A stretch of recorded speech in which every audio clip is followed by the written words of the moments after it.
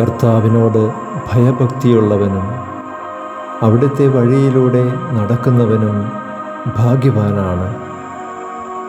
നിന്റെ അധ്വാനഫലം നീ ഭക്ഷിക്കും.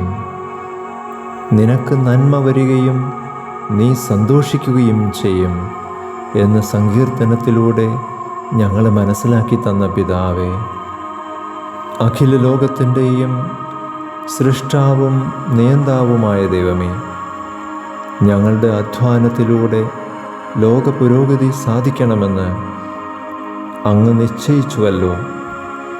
അങ്ങ് ഞങ്ങൾക്ക് ഏൽപ്പിച്ചു തരുന്ന ജോലികൾ വിശുദ്ധ യൗസേപ്പിൻ്റെ മാതൃകയും മാധ്യസ്ഥതയും തേടി കൃത്യമായും വിശ്വസ്തമായും ചെയ്ത് ഞങ്ങളുടെ കർത്തവ്യത്തിന് വാഗ്ദാനം ചെയ്തിരിക്കുന്ന സ്വർഗീയ സമ്മാനം നേടുവാൻ അനുഗ്രഹിക്കണമെന്ന് ഞങ്ങൾ പ്രാർത്ഥിക്കുന്നു.